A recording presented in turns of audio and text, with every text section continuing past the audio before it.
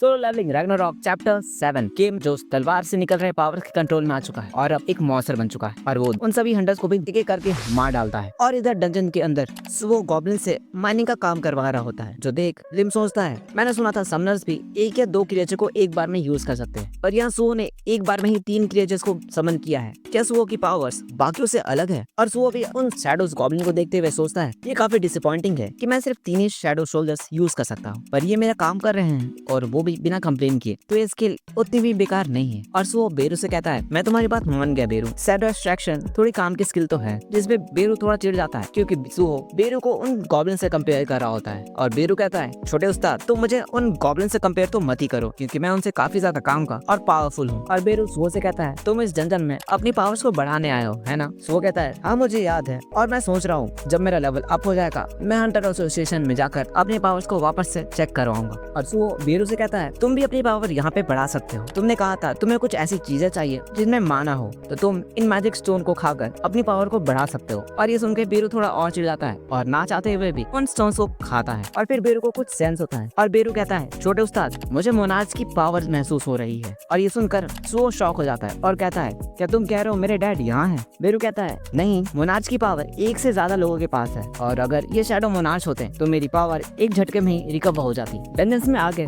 Wolf beast बाहर आते हैं और उन माइनिंग टीम्स पर अटैक करते हैं और वो वर्कर्स वहाँ से भाग रहे होते हैं। और सुओ फिर आता है उनकी मदद करने के लिए। और सुओ उन वुल्फ्स को देखकर कहता है इनका नाम ऑरेंज कलर में है तो मैं इन्हें हरा सकता हूँ अगर मैं अकेला होता। पर लिम भी वही है और उनकी मदद करना चाहता है, जिसपे सुओ कहता है तुम मेरी मदद तब करना जब मैं खतरे में हूँ। और वो अपने गॉब्लिन्स को लिम को प्रोटेक्ट करने के लिए छोड़ देता है। फिर सुओ इन्वेंट्री से एक तलवार निकालता है और सीधा वुल्फ पर अटैक करता है और वो एक अटैक में ही एक वुल्फ को मार डालता है और उसे मारते ही उसके शैडो को एक्सट्रैक्ट भी कर लेता है। और ये सब देखकर बेरू सोच रहा होता है ये काफी कमाल की बात है, छोटे उस्ताद अभी से ही शैडो एक्सट्रैक्शन को काफी अच्छे से यूज कर रहे हैं। सुओ उन वुल्फ बीस्ट से लड़ रहा होता है और सोचता है जब मेरा लेवल अप होगा तब मैं और ज्यादा शैडो एक्सट्रैक्शन कर पाऊंगा और शायद एक पूरी शैडो आर्मी भी बना पाऊं। और फिर सुओ उन दोनों वुल्फ को भी मार डालता है और उनके शैडोज को भी एक्सट्रैक्ट कर लेता है और अब 3 गॉब्लिन्स की जगह 3 वुल्फ बीस्ट ने ले ली है। और ये सब देख लिम बहुत ही ज्यादा हैरान होता है। लिम सुओ पर चिल्लाता है और कहता है तुम एक ई रैंक के तो बिल्कुल भी नहीं हो और ना ही तुम्हारी पावर्स, और तुम उन बीस्ट को मार कर अपनी टीम में भी ऐड कर सकते हो, ऐसा तो मैंने कभी सुना भी नहीं। और लिम सोच रहा होता है कहीं सुओ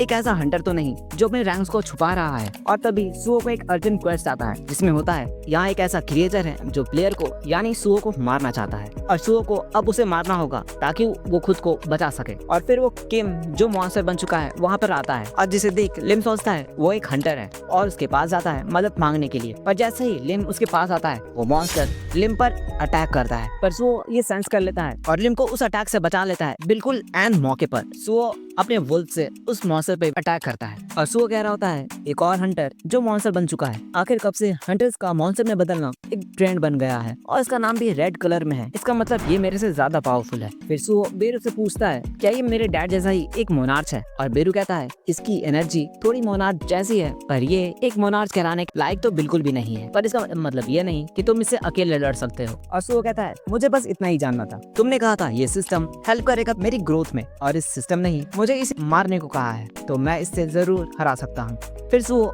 इन्वेंट्री से वो सारे वेपन्स निकाल लेता है जो भी उसके पास रहते हैं और मुझे अगर मेरे पेरेंट्स से वापस मिलना है तो मुझे और स्ट्रांग बनना होगा, तो इसलिए मैं इससे लड़ूंगा और इसे हराकर और भी ज्यादा स्ट्रांग बनूंगा। और ये चैप्टर यहीं पे खत्म होता है।